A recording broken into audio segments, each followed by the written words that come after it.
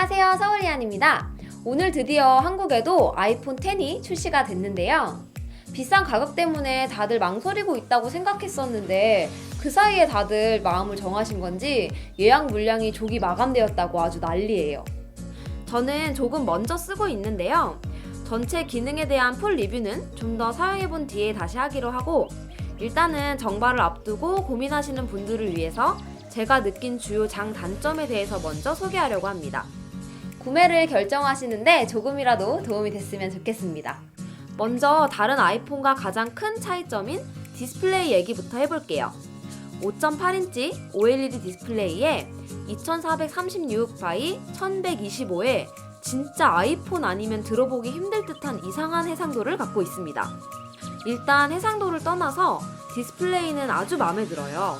일주일 정도 사용하고 있는데 야외 시인성도 뛰어나고 맥에서 만진 사진이나 영상을 불러와서 보는데도 색 재현율이 아주 뛰어납니다.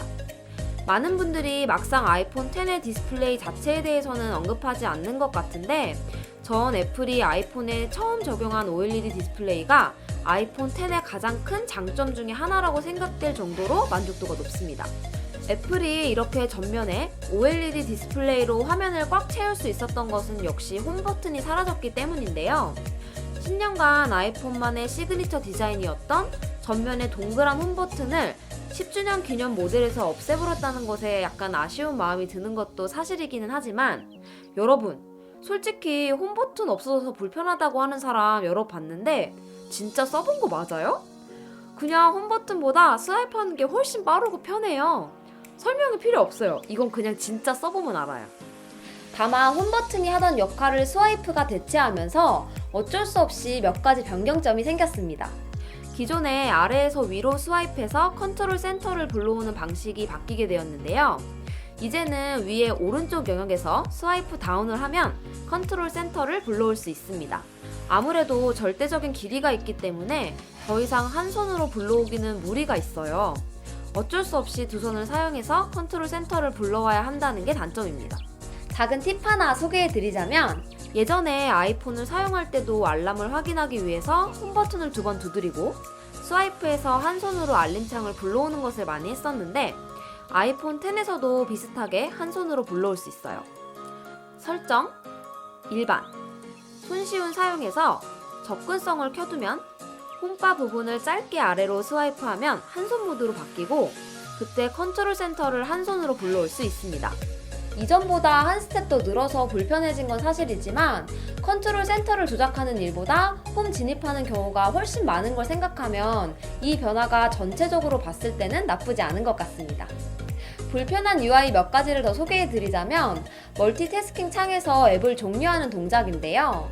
멀티태스킹 창을 불러오는 동작은 이전 앱으로 이동하는 동작과 유사하면서도 진입하는 제스처가 아주 자연스러워요. 다만 왜 이렇게 바뀌었는지 모르겠는데 그냥 앱을 위로 쓸어 올리면 종료되던 것이 이제는 롱 프레스 후에 마이너스 버튼을 누르거나 그때 위로 쓸어 올려야 종료가 됩니다. 같은 버전의 아이폰 8도 이전 방식을 유지하고 있는데 왜 아이폰 X만 이렇게 한 단계가 더 필요하게 바뀌었는지 의문이에요. 그리고 이건 실제 사용에 있어서 좀 치명적인 단점인데, 방해 금지 모드를 켜놔도 기본 화면에서 이게 켜져 있는지 꺼져 있는지 알 수가 없어요. 저같이 힘없는 회사원분들은 공감하시겠지만 회의 시간에 혹시나 진동이 울릴까봐 가급적 방해 금지 모드를 켜놓는 편인데, 아이폰 X는 제가 잠깐 회의 시간에 켜놓고 나면 홈바에서 보이질 않으니까 그냥 잊어버려요. 그래서 중요한 전화나 연락을 못 받기도 했거든요. 이건 좀 불편한 것 같아요.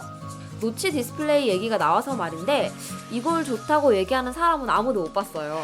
사실 저도 가능만 하다면 통화 스피커, 전면 카메라, 기타 센서들을 화면 아래로 안 보이게 해놓고 전체 스크린을 다 쓸 수 있으면 좋을 것 같아요. 하지만 현재는 기술적으로 가능하지 않으니까 어쩔 수 없겠죠? 제가 아이폰을 사용하면서 이 노치 디스플레이가 불편하다고 여긴 적은 거의 없었어요. 인터넷을 하고 웹툰을 보고 쇼핑을 하고 기타 여러 가지 상황에서 위에 기본적인 정보들이 있으니까 편하다는 생각도 들었어요. 그런데 한 가지, 영상을 볼 때는 이게 엄청 거슬립니다.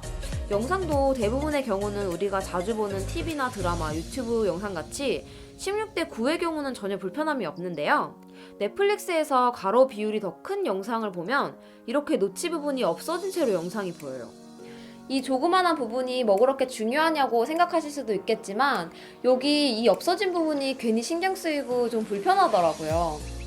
언제 기회가 되면 제 영상에도 이 부분을 좀 까맣게 파서 올려보도록 하겠습니다. 다음은 페이스 아이디입니다. 가장 관심도 많고 논란도 많은 부분이죠. 과연 페이스 아이디가 터치 아이디를 대체할 수 있는가에 대한 의심을 많이 하고 계신 것 같은데요. 저도 그렇고요. 그런데 제가 며칠 사용해보니까 저는 거의 거부감이 없이 오히려 더 편하다고 생각이 들 정도로 만족스럽습니다. 낮이건 밤이건 진짜 빛 하나 없는 새벽에 잠이 깨서도 인식을 잘했고, 안경을 쓰거나 그리고 여자분들이 가장 궁금할 수도 있는 화장을 하든 안 하든 거의 완벽하게 인식이 됩니다. 손에 물이 묻거나 하는 환경에서는 당연히 인식이 안 되겠거니 하고 사용하던 터치 아이디와 비교하면 오히려 상황에 따른 인식 편차는 더 적지 않나 싶습니다. 앱스토어에서 앱을 다운로드 받고 또 인증하는 과정도 훨씬 자연스러워졌고, 앞으로 한국에서 금융이나 다양한 인증이 필요한 앱에서도 페이스 아이디를 지원하면 점점 더 편안해지지 않을까 기대하고 있어요. 그리고 페이스 아이디의 하이라이트는 역시 애니모티콘이죠. 한국에서는 이모지라는 단어보다 이모티콘이라는 단어를 훨씬 더 일반적으로 사용해서 그런지 애니모티콘이라고 부르더라고요. 며칠 들고 다니면서 사람들이 아이폰 X 제일 만족스러운 부분이 뭐냐, 살만하냐 이런 거 많이 물어보시는데, 그럴 때 앞에 이야기한 디스플레이가 어떻니 이런 얘기 절대 안 합니다. 아이폰 X을 사야만 하는 이유.